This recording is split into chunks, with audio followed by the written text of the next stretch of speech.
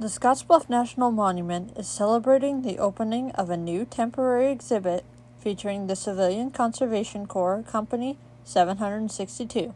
So we just put together an exhibit with items from CCC Company 762, which was stationed here at Scottsbluff National Monument. And so we've got copies of their newspaper, which is called the Adobe Echo.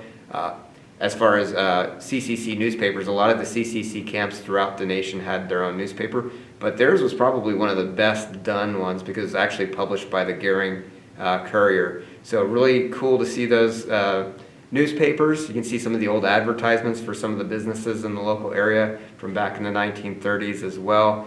We were actually able to acquire a few items on loan from the Legacy of the Plains Museum that helped tell the story of the CCC here at the monument as well. So some of the things that the CCC did at the monument, they finished the Summit Road. They built some hiking trails, they planted trees, they built the first water system for the monument, the first electrical system, first sewer system. So they did a lot of infrastructure improvements here at Scottsbluff National Monument. The Gering Public Library and the Emporium Express Bean and Bottle hosted a special class called Wine 201 on January 8th. Tonight we're having our German wine tasting. We partnered with the Gering Public Library and we're doing a 4-part wine tasting series this winter.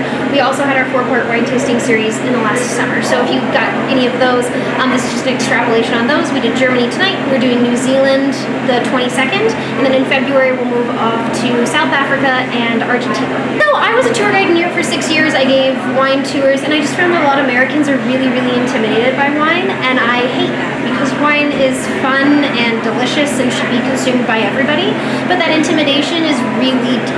I think the history of wine makes it really intimidating, and just the vastness of wine, like the different kinds you can get, the different flavor profiles, and there's a little bit of snobbery, I think, kind of associated with wine drinking, and I just wanted to get away with that. So I wanted to put something out there that was really palatable, that was really easy to follow, and where people felt comfortable to ask what they thought were dumb questions, because it was an environment where those are welcome and those are encouraged. We had a sellout crowd. We already have a whole bunch of tickets sold for the New Zealand one. I'm thrilled. The community has been amazing in supporting these. We were sold out for all of our last ones.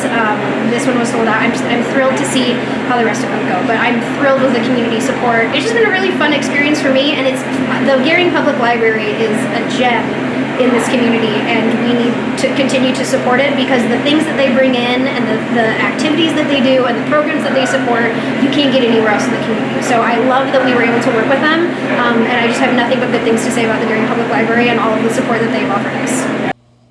In addition to the wine tasting, participants were able to learn about the history of German wines and when the grapes are picked for each type of wine and why. Thanks for watching Around the Town News.